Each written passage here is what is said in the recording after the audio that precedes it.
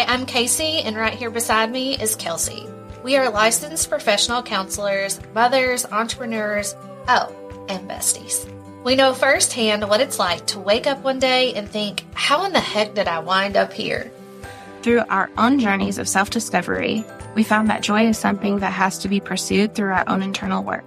Now we are on a mission to help women from all walks of life understand themselves more so they can experience real, lasting joy. Join us every Thursday to hear interviews with experts who can point you towards self-discovery and inner joy. We have something very frightening to talk about. Yeah, frightening. Yeah, because I don't know any of the questions. Right, Kels? Right, Case. So I can't even really tell you what this is going to be about because I really don't know. I have a feeling it's going to be something related to searching for something in your life or in our lives. I guess tell everyone a little bit about, well, in the introduction, we talked about joy. So do you want to start there? Yeah, I think that's a pretty good place to start. So joy is cool. Do you ever search for it? No. Never? No. Get real. Yeah, no.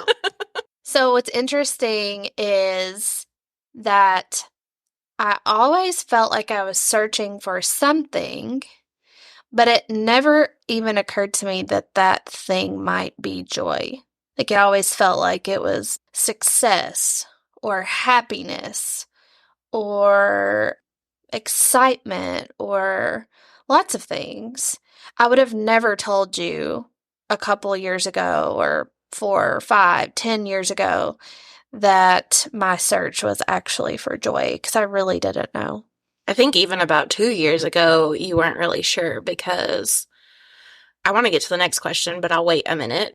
I've been with Kasey the entire time in the process through this book, and I remember times where she's like, I'm just missing something. There is something I'm missing, and I can't figure out what it is. You want to talk a little bit about that, Kasey? Yeah, well, I figure since this is our first podcast, we might need to tell people what book we're talking about. And it's not actually a book yet. It's kind of like a manuscript book at this point, but it's called In Search of You. And it was something that came from a very, very difficult fork in the road for me. I wrote my first book back in 2021, and it was a business book called Fix This Next for Healthcare.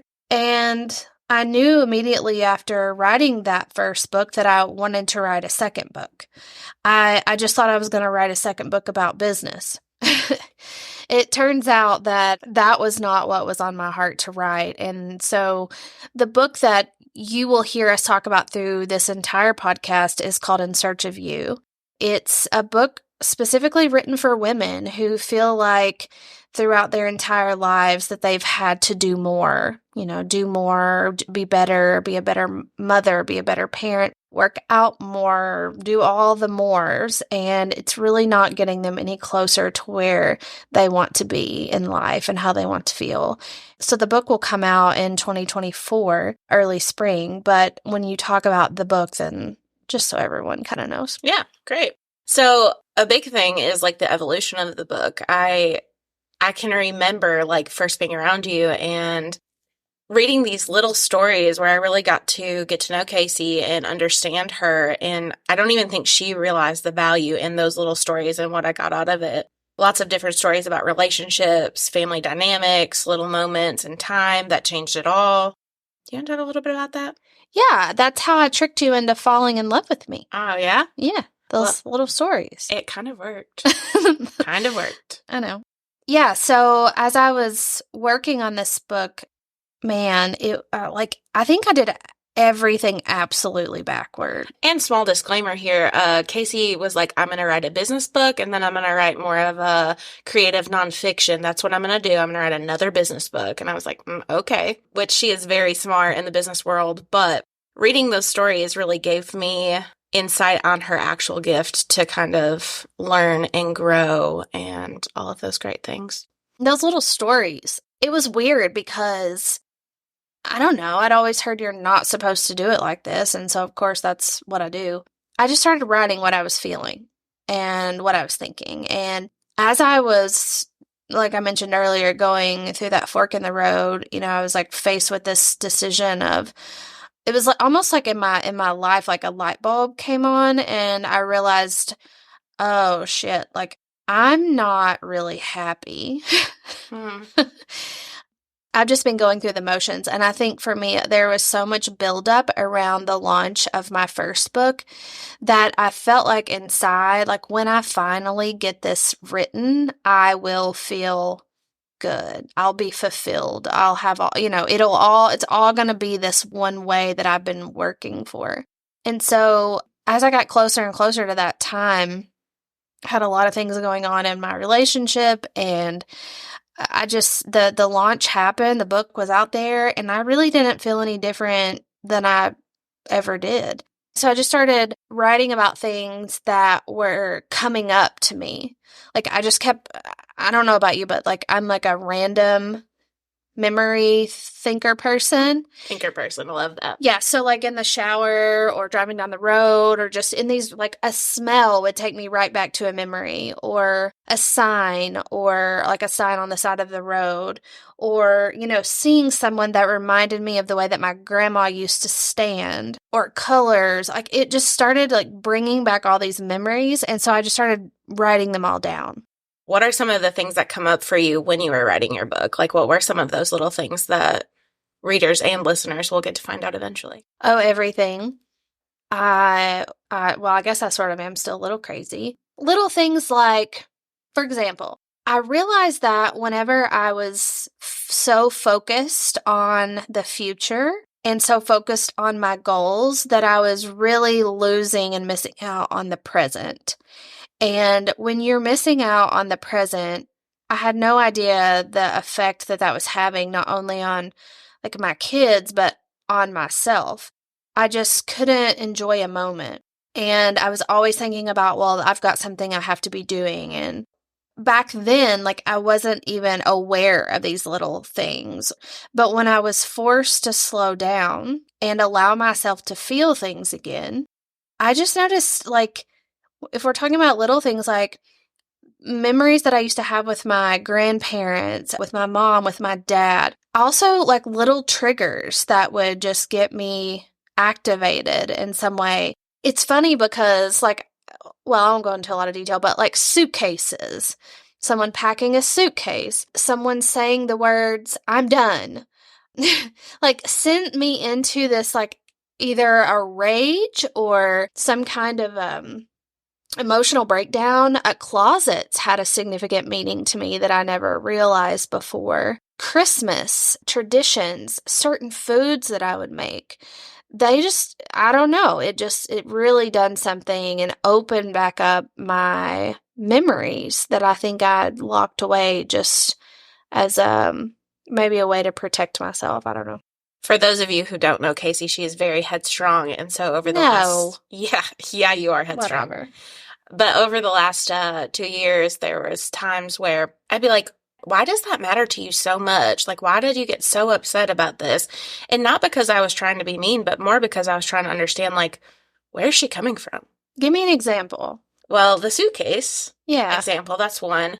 It was actually, I was like packing my bags because I was doing my laundry at my house. And it was like Kasey snapped into this mood and I couldn't figure out why. I was like, did I do something wrong? Like, what is it about this? And I realized that every Sunday when I packed my bag to go home to do my laundry, there was this, I don't even know, like this very eerie feeling with Kasey. And it actually took a whole conversation to kind of understand. I mean, you can speak on your behalf how you felt in those moments and maybe what you learned.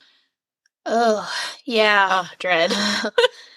Well, I mean, this is one of the chapters of my book that I've been editing. And okay, so like when I see Kelsey walking down the stairs holding a suitcase, my mind doesn't automatically just go back to, oh, the reason why I'm upset right now is because of this, because I don't know that. At that point, I don't even have the awareness to connect the dots, to figure this out. At that point, I'm just feeling something, and I don't like it, and I don't know what to do with it. So when I don't even have the language to understand and describe these complex emotions, me, just like most people, it turns to anger. And so that's what you see. So when you were packing those suitcases, I would just get mad, pissed, and sad. And it wasn't until I started going to therapy very soon after with a therapist that was very methodically forcing me to talk through details of stories from my childhood that I started to realize in my mind, my childhood, one of the reoccurring themes of my childhood was leaving, packing up and leaving. Like the meta of your... Yeah. Yeah. So someone gets mad at you, they leave. Someone gets their feelings hurt by you, they don't talk to you for 2 years. I don't know. Like, there was no healthy conflict. There was no conflict resolution. I mean, I dealt with a marriage that I heard I'm done like so many times. And so in my mind, like when something wasn't conceivable, like when I could not understand it and when I felt pain, I'm done. I'm leaving. And so I think for me, those suitcases were just a metaphor for that.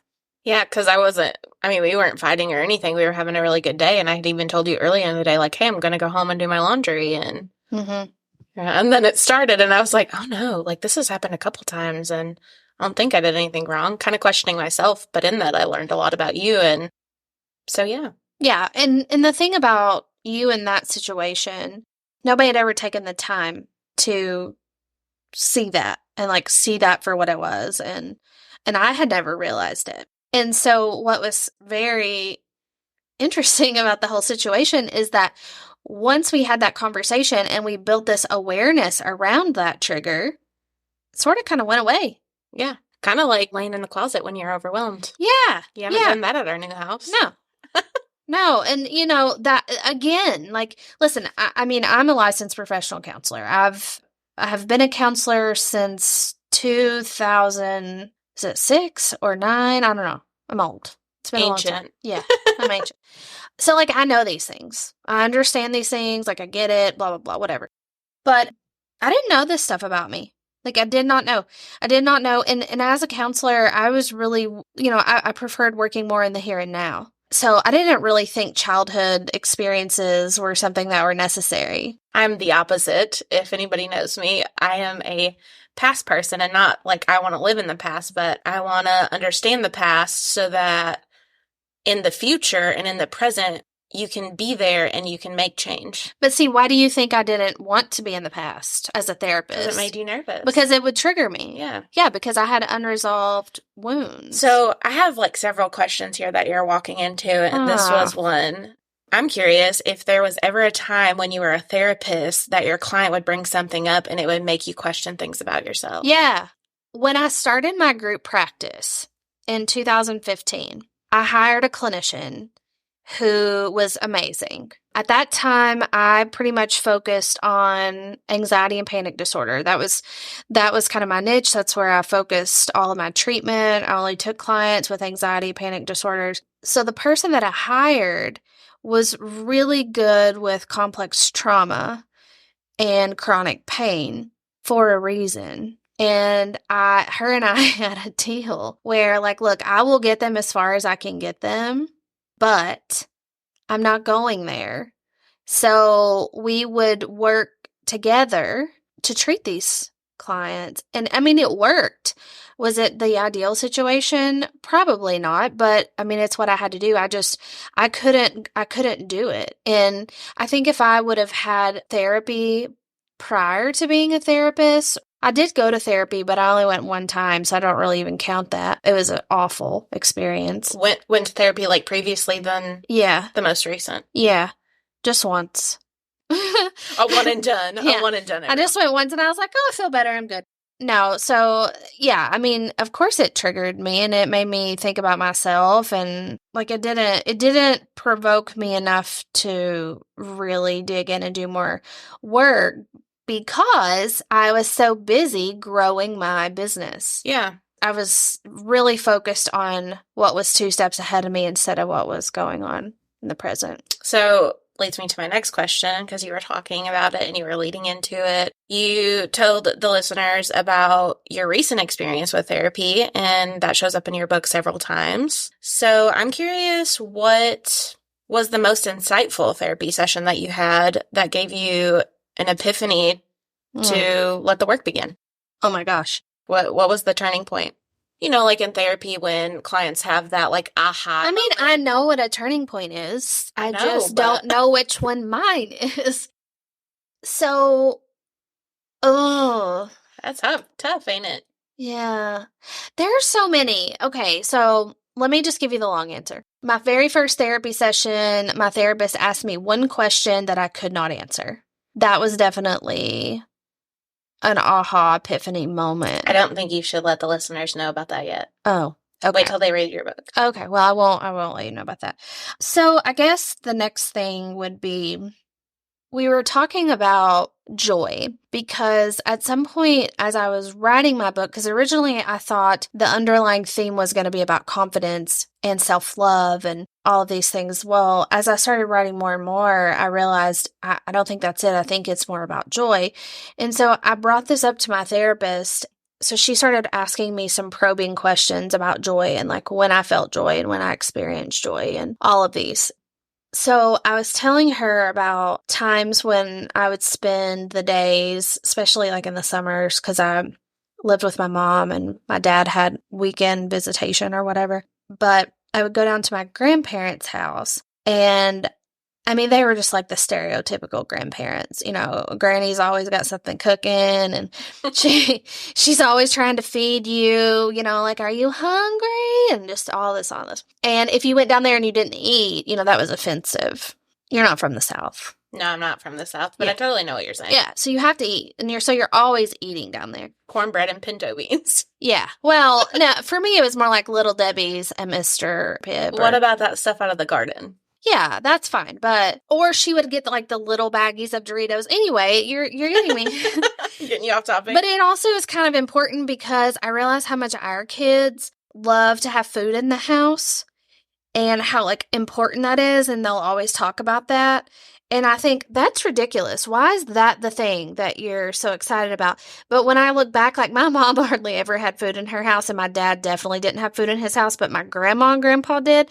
And I loved going down there just so I could eat. And I would eat constantly. Anyway, so we're talking about that with the therapist, and she says, well, it sounds like you had a lot of joy there. And I was like, yeah, I did. So we talk about why and where else did I experience joy. And I didn't really experience that same kind of joy when I was at my mom's or at my dad's, because, you know, at my mom's, it was like, got to go to school, got to get her homework done, got to whatever. It was just me and her. So there wasn't really a lot of things to do. So one of the epiphanies I had talking through all of that was I had somehow programmed my brain into thinking in order to experience joy, I had to leave. I had to escape. Like I had to be somewhere other than home. Yeah, yeah. And so like I could never just let loose and be free at my mom or dad's house. For a lot of reasons. I mean, there was a lot of reasons for that. But at my grandparents' house, I could do whatever I wanted. And they really facilitated that. You know, my grandma was like, oh, you want to paint the concrete garden statues? Sure, let's paint them. You want to ride on the concrete deer in the backyard? Yeah, let's make you a dress and make you into Pocahontas. I love this story. Yeah, I mean, so, like, my grandma was following me around the yard taking pictures of me dressed as Pocahontas, and I'm, like, posing, and then, oh, you want a new purse? Well, we don't need to buy a new purse. Let's just make one. Let's go find some fabric, and it was always something going on, so much so that all my friends wanted to be there. Everybody wanted to go to Casey's Granny Sylvia, as they'd call her, or Big Granny. But in my head, like, I associated joy with escape. And so I had to escape my day-to-day in order to experience some kind of relief. And then that trickled into other areas and aspects of my life. Like when I was older and had kids and, you know, was married and everything, like it was really hard for me to experience joy at home. I had to leave. had to go somewhere and do something. What other things, and I know we're talking about therapy specifically, but what other things when you're talking about Big Granny and Poppy's house, did that give you that home didn't? Everything. Safety, that emotional, sort of, like to some degree, emotional safety. I didn't have to be on edge, or like I didn't have to worry that I was being too loud or too disruptive or too seen and too heard, because my grandma was just like, let's just tear shit up. Like she did not care. I mean, we could cook and destroy her kitchen and she would just think it was the greatest thing in the world. All the while my grandpa would walk by just, oh, hellfire. Just huffing and puffing, and we just acted like he didn't exist. We just kept on. But just things like that. Like I didn't have to be someone I wasn't there. I think too, when I hear you tell stories about your experiences with your grandparents, I hear like predictability. Like you always knew how Poppy was going to be. You always knew how Granny was going to be. And that was always a constant. Do you think that impacted it as well? Yeah. I mean, because at the time, like my mom was struggling with some depression and anxiety. And so, I don't know what the percentage is, but I mean, a lot of people do. And it's harder to parent your children when you are struggling emotionally and mentally. And so, I had to be more hypervigilant just with watching body language and tone of voice and facial expressions. And same with my dad. So yeah, definitely they were very predictable in that way. And that the rules at Granny's were always the rules at Granny's. Yeah. It wasn't like some days we could and some days we couldn't. If we wanted to do it or if I wanted to do it, we did it.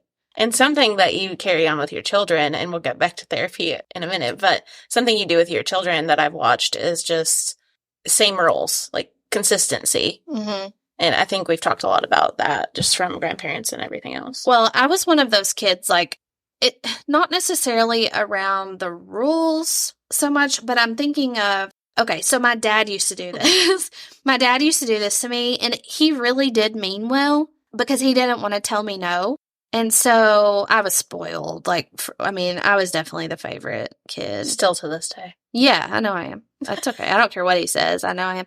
Not of everyone. Like, they all had favorites, but I think I was my dad's. He didn't want to tell me no, but he would tell me, "Oh yeah, like I'll see. I'll try to come to your soccer game," or sometimes he'd be like, "Yeah, I'll be there." He wouldn't show up, and I just remember telling myself, like, I will never be that parent ever. And because I know what it did to me. Like, it really caused me to be very anxious. I would rather him have just said, "No, I can't come," because I would find myself out on the field playing and looking over to see, like, is dad here? Is dad here? Is dad here? And he usually was not, but he didn't want to tell me no. And so he would tell me, whatever he had to tell me just to buy himself a little bit of extra time. You can even ask Mamie, who's my oldest, like, she'll tell you if my mom's, I've given her a little bit more lax here recently. But if I say I'm going to do something, she knows I'm going to do it. It doesn't have to be a punishment, but like if I say, "Hey, I'm going to be here," she knows I'm going to be there. Yeah, at this time, and this is, yep. So that's just, I think that's where I get it from. So back to the therapy session that changed it. Mm-hmm. And joy. What kind of things came up for you when you realized that in order to feel joy as a child, you had to leave? Well, the first thing that came up to me when she brought that up, that my very first thought was, "Oh shit." And then I thought, and I said it out loud to her, I said, "I'm teaching my kids this, aren't I?" And she just kind of looked at me, because before, in that same session, but earlier in that session, I told her about how Christmas was coming up, and that was a really important time for me because I'd had all these memories with my grandparents and our traditions, and that was like the thing that I held on to for so long. And I couldn't give that to my kids that year because their dad and I were going through a really nasty divorce. And I was thinking, like, me and you, we were talking, like, what can I do? Like, can we go to Gatlinburg? Like, what's something I can do to distract them from the shittiness of their life this Christmas? And so I was telling my therapist that prior, And then when I said, oh, I'm doing this to my kids, aren't I? And she just looked at me. I already knew. Yes, I'm programming them to think that we have to go away to feel happiness and togetherness for a holiday. And that is not at all what I want them to feel. Yeah, well, I remember that Christmas specifically, you in this panic, and I remember you mentioning Gatlinburg, and I was like, why do we have to go anywhere on Christmas? Like, I was really confused, and I was like, why can't we, like, just create that here? Like, why do we have to go somewhere? And at this time, I really didn't know. I think this was something, I guess, in the last 9 months that you had landed on, right? About a year? Yeah. Well, and as I started talking to the therapist more about that, I realized the significance that Christmas has had on me ever since my grandpa died. Because my grandpa was like the glue of my family. He died back in 2014. And when he died, the year he died, which was in the fall, we never celebrated Christmas again as a family. And that was like our thing. That was a huge thing. And so it killed me. Well, when you think about childhood joy, what do you think about? You think about the holidays that you're spending with you. Yeah. And so that just really... Yeah, I think I've spent every year since my grandpa died really overly trying to make Christmas special. And so I'm overcompensating in a lot of ways. And it was just never the same. And so I had experiences feeling really let down in different years with Christmas. And it's just tough. And that's kind of like when you were talking about what are the little things. Like another little thing was when I realized I didn't even have pajamas for my kids. And like connecting that back to, you know why I didn't have pajamas for my kids? Well, one, because my ex would like not want to wash them probably and throw them away. But two, because my grandma always used to buy all of the grandkids pajamas for Christmas Eve. And we would wear those pajamas on Christmas Eve, and then we would have breakfast the next morning wearing the pajamas, and we wouldn't take the pajamas off until we were done with gifts. And then we knew that Christmas Day, the holiday, was over. When my grandpa died, she stopped, never bought us pajamas again. Yeah. And so I think it wasn't like I was going to the store saying, no, I'm not going to buy my kids pajamas because this makes my heart hurt. Somewhere in there, I think I was avoiding. Do you think with grief, and I'm not sure that I have really knowledge of this, like I don't have any facts, but do you think with grief, you do one of two things? You overcompensate or you avoid? Mm-hmm. And grief can be anything. It can be divorce. It can be loss of loss of a dog, right? We talked about buying our kids a new animal, even a duck. Duck. I'm buying them a duck. No duck. But yeah, I think we either overcompensate or we avoid the things that hurt. Mm-hmm. Hurt to see, hurt to look at. Or we do both, maybe. Yeah. I mean, because we can avoid and overcompensate at the same time. Yeah. Yeah, so we're like avoiding the core feeling, but we're distracting ourselves with something else that we're overcompensating with. So I definitely think people do that a lot. Yeah. So originally you told the listeners that your first book was, or the first... Maybe we should talk about sex. We ain't ready for that. And joy. We're not ready for that. Okay, go ahead. I was just going to see if I could distract you. Okay. So first it was confidence. Mm-hmm. Why do you feel like confidence didn't fit this book? Because I don't think that that's what I was searching for. You know, the book started with this working title of searching for something. Because I really do believe that, especially women, we are all searching for something. And we spend our life, I don't know, like chasing down things and going after this or that, or having more children because our marriage isn't great. And we think, well, oh, another baby, that'll do it. Or a dog or a pet. So we're always adding more to our lives so that we feel better about it.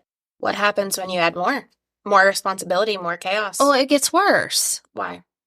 Because you don't have that inner foundation to be happy regardless. And that sense of self? Yeah. Yeah. And I think what we do is we're really just burying ourselves. We're covering it up or we're excavating it, either way you want to look at it, just so that we don't have to face who we truly are. And this is a conversation for another day, but for me, I didn't even have an awareness of who I truly was until all of this happened and I started going to therapy and I started having these conversations and writing this book. But I think a lot of things that I was doing, I thought I was searching for something, But in a lot of ways, what I was doing was running from fear. And so I think people get caught in this loop of, let me do more. Let's get more work, more jobs, more money, more this, more that. And ultimately, I think our intentions are good, but I think we are really searching for fulfillment. And at the same time, I think we're running from something we're afraid of. Yeah, like missing the mark. We're totally effing ourselves. We just don't know it. We don't want to know it. It's scary. It's really scary. So I think that as our listeners follow our podcast and listen more to these conversations, I think they're going to see themselves in these stories, because I've yet to have anyone that's read any sections of my book as an advanced reader and not been like, oh my gosh, you're reading my diary. Yeah, yeah. So like all those little things that that we're too afraid to say out loud, we just decided to say them with access to the entire world. Yeah. Kind of scary. Because we're dumb. Actually, we have wisdom. We are brave. And we have wisdom. Yeah, I think these are going to be hard conversations that we're having, but all in all, I think they need to be had. Agreed. Anything else, Case? Nope. That's it. All right. Later, besties. Later, besties. Thanks for listening. If you're enjoying our podcast and would like to hear more from us, leave us a review wherever you get your podcast so we can keep making great content like this.